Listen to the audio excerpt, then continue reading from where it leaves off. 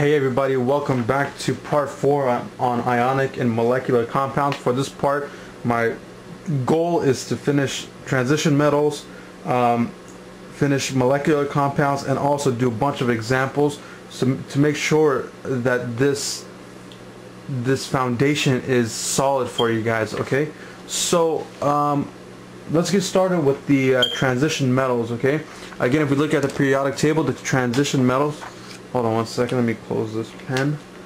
The transition metals are located in this 4x10 block, right? This 4x10 block, and you also include these lanthanines and actinides as well. Okay, transition metals, they're gonna have a positive charge.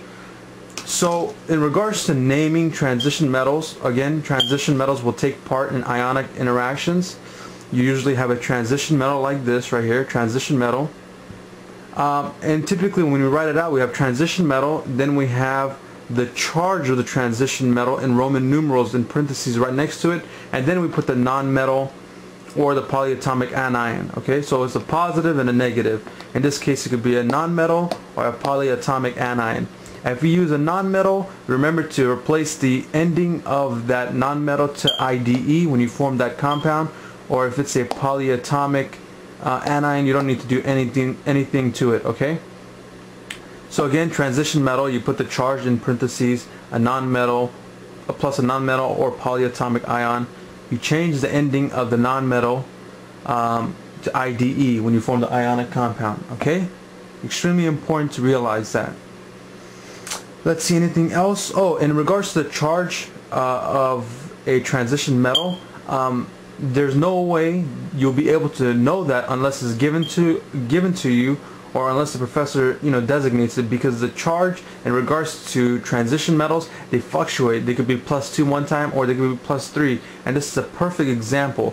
This is telling you, again, let me put on top here just to add to it, it's going to be a positive charge, okay, in Roman numerals. It's referring to the positive charge. So again, metals are going to have a positive charge. So here's a perfect example.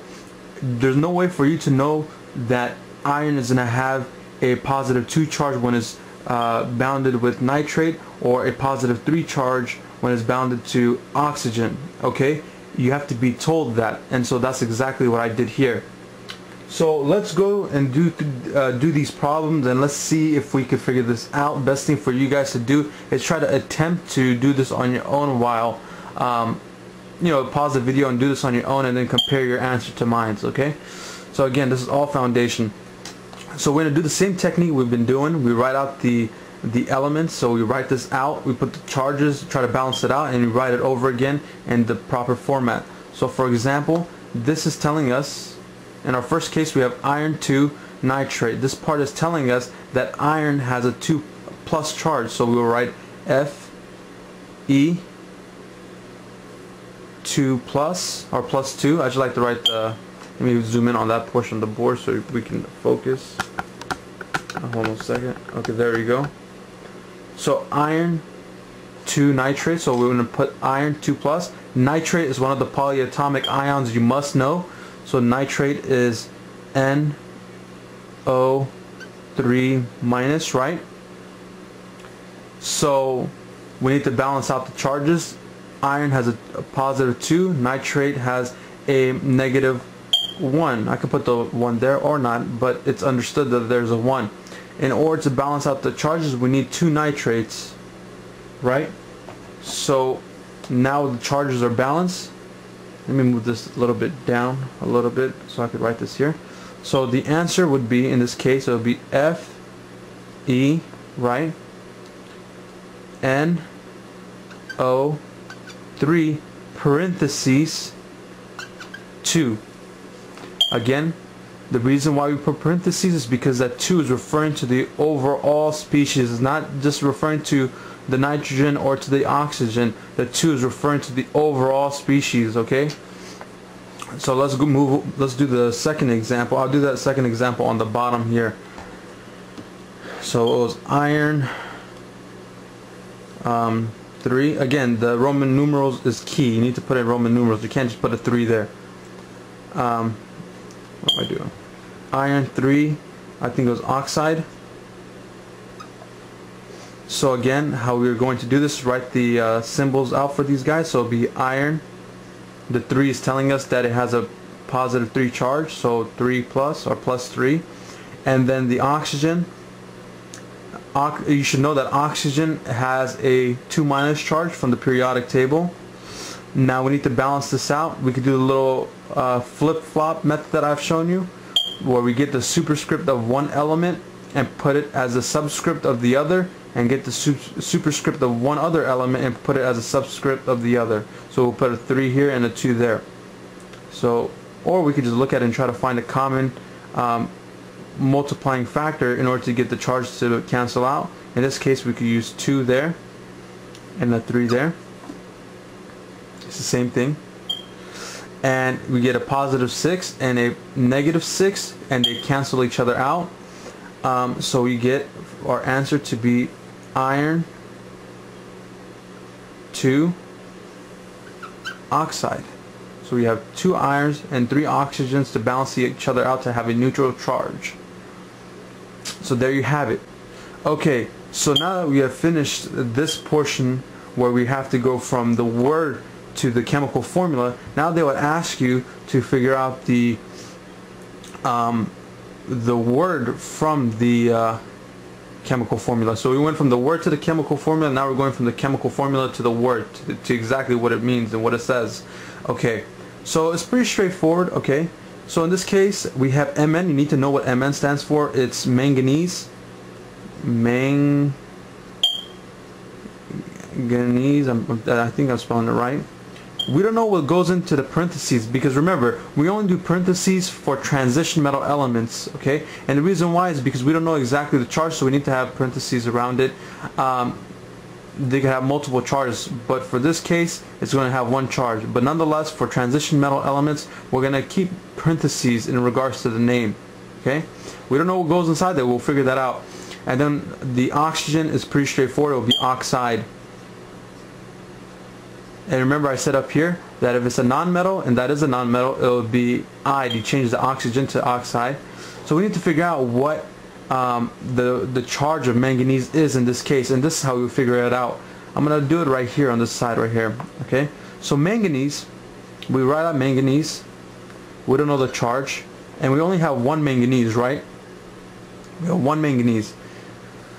From this chemical formula, we have an oxygen, one oxygen, and it has a -2 charge. Okay, if we have one oxygen, this charge right here is -2. If we had 2, it would be -4, right? So we have to figure out, realizing that this ionic compound is going to be neutral, we have to find a charge to insert there that will balance out this -2. Considering that we have one manganese, it has to be a +2, because this +2 and this -2 will cancel and balance each other out. So that's how we figure it out. Okay, and I'll do another one for the example below here. Okay, so we know that manganese has a +2 charge in this case, so you put Roman numeral 2 or whatever. Okay, so again, the reason how I determine whether or not it will be a 2 or 3 or 4 in regards to manganese, in regards to its charge, is by looking at oxygen. Oxygen had a -2 charge. We had to put a +2 charge there in order to balance it out. Let's look at the next example. Here we have Cr. Cr stands for chromium. Okay, so we write chromium. We don't know the Roman numeral that goes inside there. We don't know the charge yet. And we have sulfate. We need to know SO4. When you see that SO4, that should, signify sulfate. Okay. So now we need to figure out the charge. Okay. So what I would do is, in this section right here, I'll show you how to figure out the charge for chromium. We'll use the same technique. Based off the chemical formula, we have 3 sulfates, right? So I'll put a 3 SO4 2 minus, right? We have 2 chromium, so I'll put a 2 Cr, right? We don't know the charge yet, but remember, our whole goal in forming ionic compounds is to neutralize it, so we have no unbalance of charge. So in this case, we have 3 sulfates that carry a total of -6 charge, right? Because each sulfate bears a -2 charge. If you have 3 sulfates, that would be a total of -6. We have 2 chromiums. What number do we have to plug in order to balance the -6 that we will develop here? We have to plug in a +3. That should make sense because, hold on one second, because now that chromium has a +3 charge. If we have 2 chromiums, that's a total of a +6. That balances out that -6 from the sulfates. So in this case, we'll put Roman numeral 3. And that's pretty much it in regards to transition metals. That's how you do it, okay? So let's move on to molecular compounds. So now that we're looking at the molecular compounds, kind of separate your mind, mentally segregate molecular compounds from ionic compounds, okay? So again, mentally segregate ionic compounds from molecular compounds because they will not take that same form that we have been discussing, okay? So again, up top, let me zoom in on the top portion of it. So again, we're focusing on molecular compounds. They're only composed of nonmetals. Conversely, if you were to look at ionic compounds were composed of a metal and a nonmetal. In this case, they're only composed of nonmetals, okay? The way you would naming of molecular compounds, you would put the prefix, if there is any, and the nonmetal together, and then you have a space, and then the prefix and the nonmetal and the second nonmetal. Okay, let me put it as nonmetal prime. I put the little hash mark there to represent it could be a different nonmetal, and then we change this nonmetal's ending to IDE, and I'll go over some examples if this is a little bit confusing. Okay, and what do I mean by prefix? These are examples of prefixes here. They designate how many of those specific atoms you have. So for example, you should know these guys, memorize these guys. So mono, di, tri, tetra, penta, hexa, hepta, octa, nona, deca, there's undeca, dodeca, all that good stuff. So make sure you memorize all these prefixes because they'll be extremely important. So here are some examples of some molecular compounds that we're going to have to solve, okay? Some questions. Excuse me. So in the first example, they're asking us, your professor or teacher might ask you, here's the written word of a molecular compound. I want you to convert it into the chemical formula. So we're going, and if you look at this one, it basically follows the type of format I have written up here in regards to naming. See, we have a prefix, which is right there. We have our nonmetal, which is the nitrogen, right? And then we have another prefix, which is right there. And then we have our nonmetal again, so right here, the oxide. Now again, we could look at the second one. I said that there could or could not be a prefix, and in this case there's not a prefix in this regards.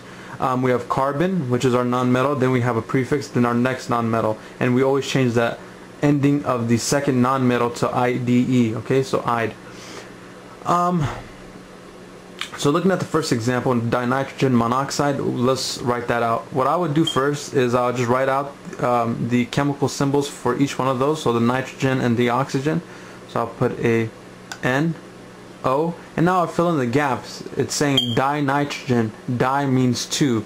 So again, mono is 1, di is 2, tri is 3, tetra is 4, penta is 5, and you get the drift. It continues all the way to deca, which is 10. So dinitrogen, so that, and remember, subscripts refer to the amount of that specific atom. So right there, so we have 2 nitrogens and 1 oxygen. Now if we look at the second one, carbon tetrachloride, what I would do to draw the product is write carbon, C, and I'll put the Cl right next to it. And then now what I would do is put in the prefixes. Carbon doesn't have any prefixes going with it, so we assume that there's only 1. Tetrachloride means 4, tetra is 4, so we put 4 there, and then we have a product. The next one is PF5. So P stands for phosphorus, so we write it like that. Hopefully I can spell this right. I don't think I'm going to spell this right, but bear with me. It might be OUS Hold on, let me just check right quick because let me see. Actually, I'm right. I'm surprised. So phosphorus, okay. Remember, we don't put phosphoide or anything like that. That IDE ending is only for the non-metal and for the non-metal in the second part, okay. So we don't change this ending to IDE. We just say it the way it's written in the chemistry books, okay. So phosphorus stands for the P, and then F5, 5 stands for penta stands for 5, so it would be penta fluoride. Hopefully I spelled this part correctly. Let me just double check. Wow, I'm on a roll today. I'm spelling things correctly. So fluoride, okay? So it'll be phosphorus pentafluoride, okay? Okay.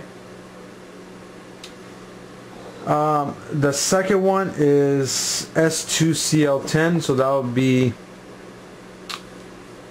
di sulfur, and then Cl10 is deca. 10 is decachloride.